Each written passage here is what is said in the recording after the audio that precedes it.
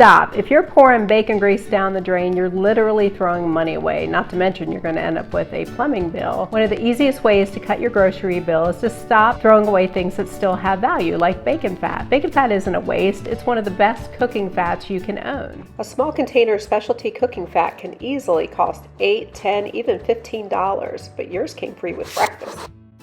You already paid for the bacon, so why buy another bottle of cooking fat when this one is sitting right in your skillet? One package of bacon can give you tablespoons worth of bacon fat that if you save it every time you make bacon, before you know it, you'll have months worth of a valuable commodity. So what can you do with bacon fat? I'm so glad you asked.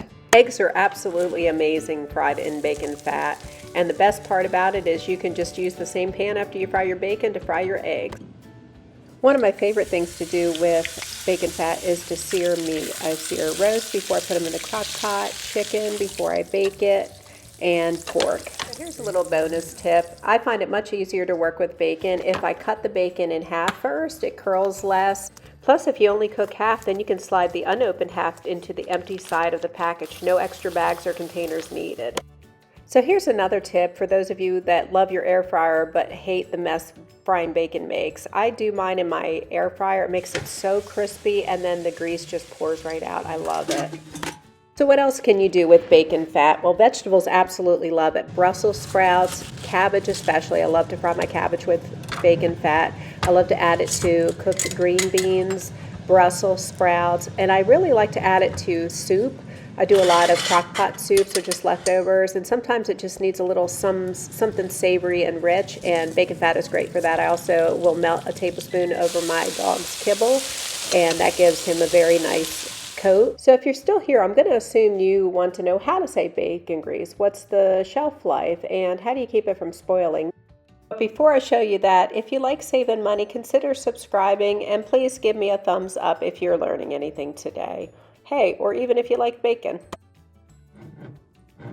Once your bacon's finished cooking, let the grease cool for just a minute, but not until it hardens. And then you're going to want to place a fine metal strainer over your mason jar and slowly pour the grease through it. This will catch all those little bacon bits that can make it spoil faster.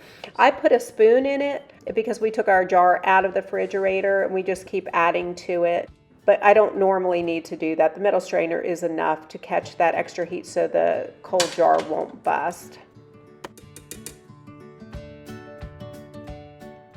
Once it's cooled, just put the lid on and store it in your refrigerator. It'll solidify into this beautiful creamy white cooking fat that's ready whenever you need it. And then I just use a spoonful whenever I want big flavor. So just refrigerate it and it lasts about 3 months. Freeze it and you've got it for a year. This is exactly what Life Half Off is all about. Small habits that cost nothing but save you money every single week. If you learned anything today, hit subscribe and tell me what other foods you think would benefit from being cooked in bacon fat or adding bacon fat to it. Thanks for hanging out with me today, and until we see each other again, let's do our best to live twice the life at half the price.